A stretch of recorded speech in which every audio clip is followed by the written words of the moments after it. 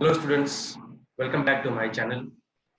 Today we are going to see poem an elementary school classroom in a slum. Now, elementary school means the primary level education. That is elementary school. And slum area, slum you know basically what is slum, slum area. The place where you find people, poor people living, those who live in poverty, slum areas, right? Now, slum area is not good for our economy, for our country. Now, those people who live in this slum area, their condition is very bad. We can imagine what kind of life they would be living in these slum places. They just earn hand to mouth and they are not able to send their children for like higher education. Somewhat till elementary class, the children get education. That is free education because the government starts the government schools, and in these schools, these children are admitted for education. Now, the poet of this poem is Stephen Spender. Stephen Spender has depicted the true picture of school classroom in slum areas. Now, as most of the fortunate children, they study in good schools, uh, school having good facilities, good classrooms. But there are some children who don't get these facilities. That is what Stephen Spender has depicted in this poem, an elementary school classroom in a slum. You can see the image over here. This is the true picture of school classroom in slum, elementary school classroom in slum. You see the condition of the classroom. The walls are crumbling. You can see the walls crumbling. The walls are crumbling. No proper windows. No air facility. The place doesn't seem to be hygienic. Children, how they are sitting. This is the reality of the government schools, primary government schools in slum areas. That is what Stephen Spender wants to show so that some changes can be done in this part. This is a very sad thing to see these young children, these young kids, I can say, sitting in this kind of condition and they are studying. Now, we shall be seeing the summary of the poem. Once you understand the summary, you can read the poem from your Flamingo textbook. All right? I have given you the introduction part, an elementary school classroom in a slum by Stephen Spender. And now let us see what is the summary, what does poet wants to talk about this particular topic and what message the poet wants to give to each one of us, even to government also, government officers, politicians. What message the poet wants to give? Let us try to understand. This poem by Stephen Spender gives a vivid description of a school classroom in a slum and the children in the class. We have seen the previous image. The faces of the children are dull. Their appearance shows that they are unwanted. The faces of the children are very dull. They don't know for what purpose they have come to school. And the appearance of the children is such that they are not wanted at that place. They don't have proper clothes to wear. Their children have gloomy faces. The children have got sad faces because they do not get food at home. Right? They don't have other facilities. That's why their faces are sad. Their heads hanging low in sadness due to being poor. Why they are sad? Why their heads are down? Why their faces are down? Because of being poor. They are living in poverty. They have deceased bodies inherited from their parents and are victims of poverty. They have deceased bodies. If you see the physique of these children, they are not healthy. They look very skinny. Skinny means they look very thin. And it says, the poet says that they have got this body inherited, means they have got this body from their parents who are victims of poverty. Their parents are poor. Their parents have been living in poverty since many years. Their parents are not able to give them good, nutritious food. That is why their body looks like deceased body. Very weak body, very thin body. At the dim end of the room sits one child who has bright eyes which seem to dream of playing outside with squirrels. Now, at the end of the classroom, at the last part of the class, there is one child sitting. That is what the poet says. He has got bright eyes, means the child has some dreams in his eyes. What dream he has? He wants to play outside with squirrel. The child imagines that he is playing outside with squirrel, means he is enjoying outside. He is different from the others in the dim, dark room. All the other students, they have come in the class, they are studying, but this boy is thinking himself that he is different from other students in this dim, dark room. The poet has focused, the poet has compared the classroom, the poet has described the class as dim. Dim means, you can understand, no light, no proper light in the classroom, darkness. In this condition, the students study in these elementary schools, in the slum areas. Now, the next description of the classroom, the poet gives in this way. The walls of the classroom are dirty. I have told you, they are so crumbling, dirty. People have donated different charts and images which have been put on them. There are people who have donated so many things to the school, like chart papers, photos, images, and these photos and images are hanging on the walls of this classroom. Among those pictures, there is one picture of a famous playwright, Shakespeare. One of them is a picture of the great playwright Shakespeare. His head is bald and resembles the rising sun. Shakespeare, the image of the Shakespeare shows that he does not have hair on his head. He is bald. And the baldness of his head shows the rising sun, the sun. Next big poster is of the Tyrolis Valley, one place called Tyrolis.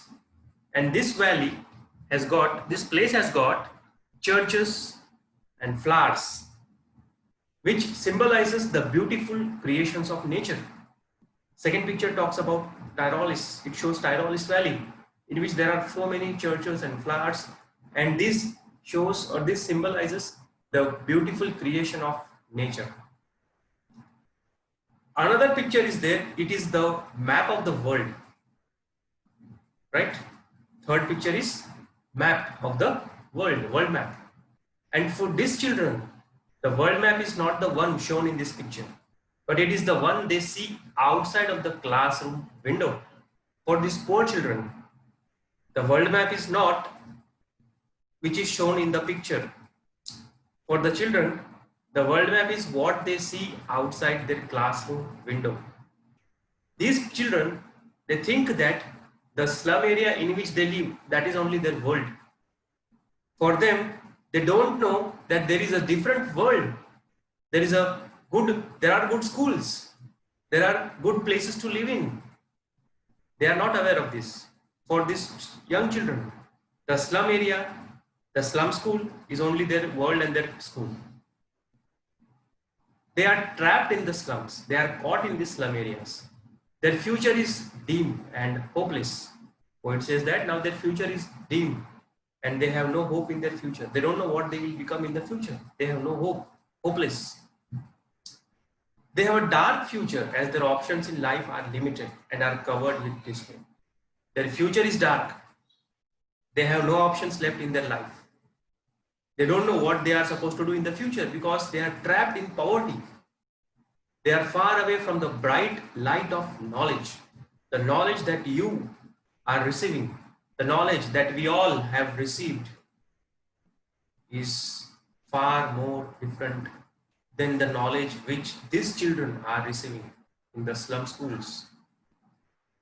They are very far from the bright knowledge, bright light of knowledge. They are not getting the proper knowledge. They are very far away. Comprehending these pictures is beyond their abilities. Now, to imagine, comprehending means when they want to imagine that they should get good schools, they should know the world, they also want to live the life like other people, is beyond their abilities. They cannot get it.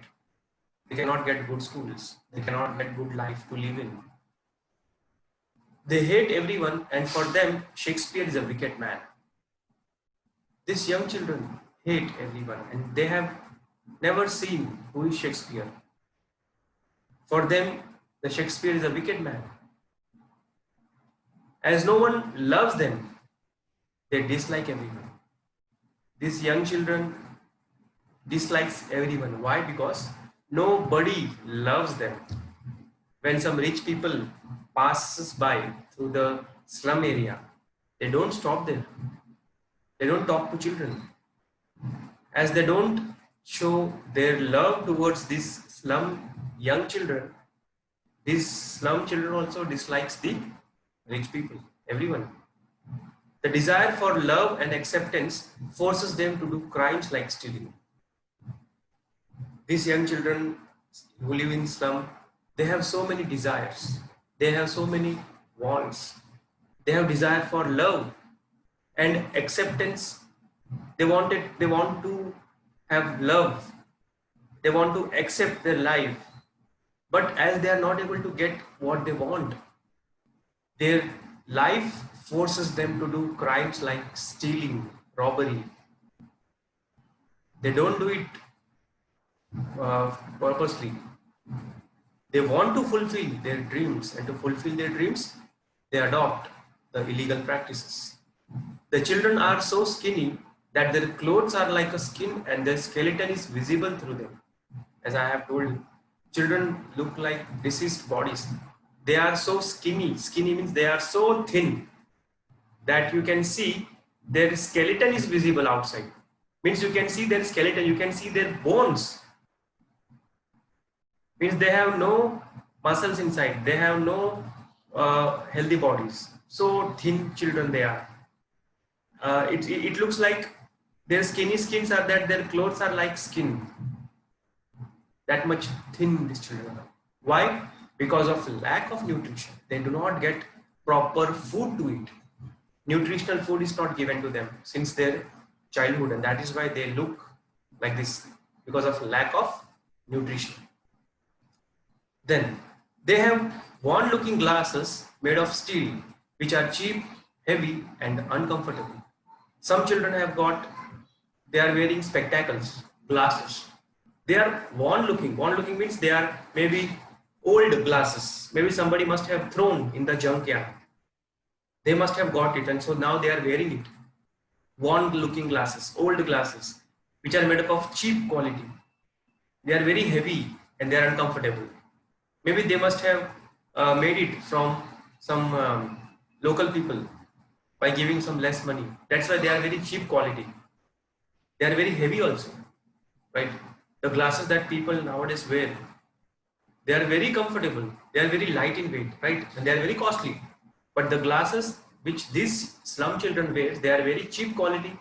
They are very heavy. Maybe they are made up of some metal, which is very heavy metal. They are very uncomfortable. Maybe it would be pinching here and there. Their chances of fulfilling their dreams and moving out have been further reduced by building bigger slums. Day by day, slum area is increasing. The slum area should decrease, but it is happening opposite.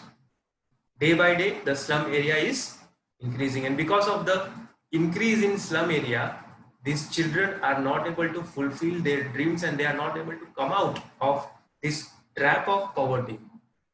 If the slum area is reduced, the children will able to come out. But it is happening contrary. On contrary to that, what's happening?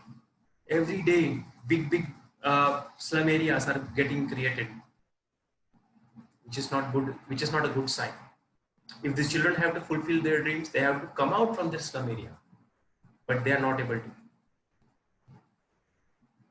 So finally, Stephen Spender says, until they come out of the slums, they will never know what the world looks like. A very wonderful line Stephen Spender has quoted here. Until and unless these children come out of the slum area, they will not know what is world or what does the world looks like. For them, their slum area only is their world. So they have to come out. Now, who is responsible? Who has got the responsibility to change these children's life? That is the question in front of us. So Stephen Spender has given an answer for this. According to Stephen Spender, he says that the government system which makes this slum is the cause for these people to live in them. Stephen Spender is pointing the government, he is pointing the politicians, he is pointing the officers. Because of them, they have created this slum area for these poor people. So government system is responsible for creating slums. The education system is such that it forces them to live in this slum. And the schools, the education system that they are taking is such that it forces them to live in the slum area. It is not helping them to come out from it. These children are not given the right to dream beyond these slums. Children are not motivated to dream. Children are not inspired by anybody, neither by government nor by education system. They live in that area and they are not given the right. They are not taught at school that you should also dream. You should also dream to become something successful. You should also dream to become some successful person. No, they are not motivated. It is being told to them that they have to live in this slum area. So they are not able to dream beyond the slums. Their life has been restricted to the slum. Their life is completely restricted, means they have to live in slum only. That is what they have taught. So finally the poet requests, whom does the poet request to do the modifications in this system? The poet requests the authorities to allow these children to go out of the slums so that the maps on the walls of the classroom becomes a reality for them. Stephen Spender is requesting the authorities of the country, the government, politicians, officers, people, whoever has got authority to change slum areas. They should allow the children of the slum to come out of the slum area, and the maps which they see in their classroom, the walls of the classroom, should become reality for them. Means they should come out of slum and they should see the world how it is. Rather than seeing the world in the map, they should see the world in real. They should be taken to the green fields rather than the dim slums. These young children should be taken to the nature. They should see the green fields rather than the dark slum areas, dark classes, dark rooms, slum areas. The sunny, warm sand of the beaches and the bright blue sky will instill a hunger for knowledge in their minds. Once these children are brought into the nature, once these children are shown the green fields, the sunny, warm sand of the beach, the bright blue sky, when they will see the nature, this will create a hunger in these children for knowledge. So far, these children are not shown what is nature. For them, their slum, their school, which is in slum, that is only their life. Once they see the nature, the warm sand of the beach, the blue, bright blue sky, the green fields, then it will create a hunger in them to get knowledge in their minds. Then they will absorb all of it. Then these children will become economically empowered. Once these children are given opportunities, once these children are given support, they will become strong. They will economically become strong. They will achieve something in their life. Finally, the poem ends with a powerful line. What is that line? Stephen Spender has quoted a very powerful line. He says that those who make history are the one who shine like the sun. It's a very wonderful statement. Those who make history are the ones who shine like the sun. Nobody can compete with sun, right? Nobody can stare or nobody can look at the sun continuously. So powerful it is.